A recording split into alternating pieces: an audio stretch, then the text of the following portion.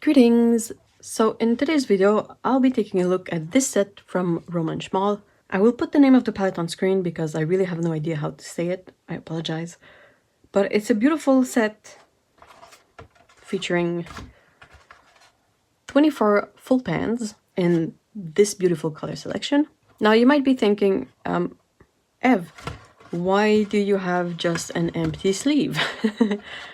Well, I've had this set for a while actually, and I don't know why, but I thought for sure that I had done a video about it. And it seems I did not. So I can't really film an unboxing. It's been unboxed a long time ago, and I don't have the insert. I kept only the sleeve because the information was on it and you can flatten it so it doesn't take as much space. But yes, it's a beautiful set. You can see there's a tidbit about the artist featured on this side. It's a bit hard to read because it's blue on black and I can't really see much on the camera, but really interesting. I'll have info in the description if you want to like see the text and the name and the links and all that. I'll have that in the description. But yeah, so this set, here it is, already been used. And the swatch card has already been painted. As you can see, it's a beautiful color selection with a strong focus on the blue colors. Now, we still get a lot of variety and a lot of versatility in this set, considering it has 24 colors. You get your magenta, you get your warm reds, you have a good neutral yellow, you get all sorts of blues for any kind of need you might have, and really good convenience colors and earth tones. Now, if we sort of look into it in more details, we get two beautiful yellows. One is their quinophthalone yellow, so that's a more unusual pigment that we don't see all that much. Then you get nickel azo yellow, which is a very common transparent yellow. We get a beautiful transparent pyrrole orange, permanent alizarin crimson, pyrrole red, quin magenta, our main magenta color. Then we get a good 6 earth colors, which allows us for a lot of variety. We get a rather light and perhaps weak Venetian yellow earth, a transparent oxide brown, which is a very good hue for that pigment personally. Then we get a burnt sienna, a transparent brown, an Indian red, and a lovely hematite color. Then if we look at the second section, here we get our convenience greens and all of our blues. So we start with a beautiful turquoise color in the cobalt sea blue, which is the color that I'm very happy to see here personally. Then we get ocean blue, which is a beautiful color from Szmal that it doesn't really show on my swatch here, but since it's a mix of two pigments, depending on how you apply it and water it down, you can get this sort of variation in the color that makes it really rich and interesting. Then we get our quintessential phthalo green. We get Szmal sap green light, their hooker's green, and then their perylene green deep, which is just a bit different than regular perylene green. It's a different pigment and it's slightly different in hue. Under that we get phthalo turquoise, the lovely PB16 pigments. We get blue sky, phthalo blue red shade, ultramarine intense, Aquarius cobalt blue, and finally shadow violet light, which is sort of our only violet purple color in this set. Now within this color selection you get a really good balance of opaque versus transparent pigment, granulating versus smooth pigments,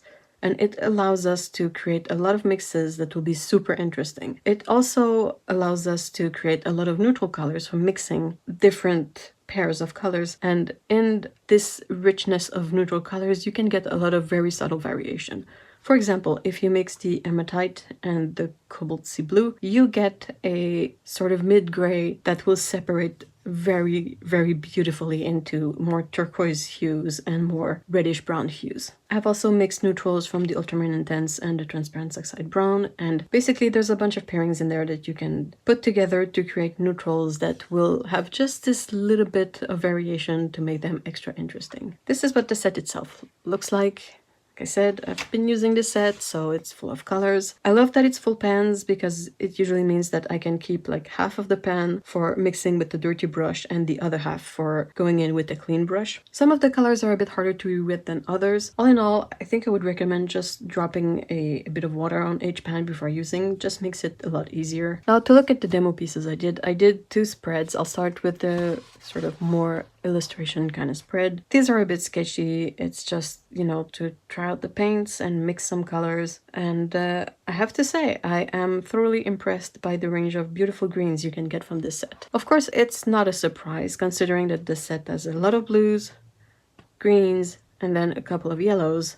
3 actually, if you want to consider the yellow earth a yellow. So that's an absurd amount of combination of colors you can mix together to get green. And then if you decide that you want to tweak your green by neutralizing it a bit, then you have access to all these other colors. And you can basically create any kind of green you want. In a situation like this is where professional paints really shine, because you can get that depth, that vibrancy, that richness, and it's such a beautiful clean color that gets no interference from being diluted with binder. It's basically limitless, if that makes sense. I mentioned all the neutrals you can mix. Well, I used a lot of them in this part to, you know, paint rocks. I was like, oh, this is a good place to test these out, and they delivered beautiful mixes that separate a bit and add a lot of texture to any kind of painting you like to do. Now, again, this is a bit biased towards the greens, so I was like, perhaps I should try something a bit different. And I decided to do just a little item spread. Very simple, still a lot of green, mind you, but a bit of other colors too, and also a different kind of approach that is perhaps a bit more controlled. And you can really see that these colors are technically perfect.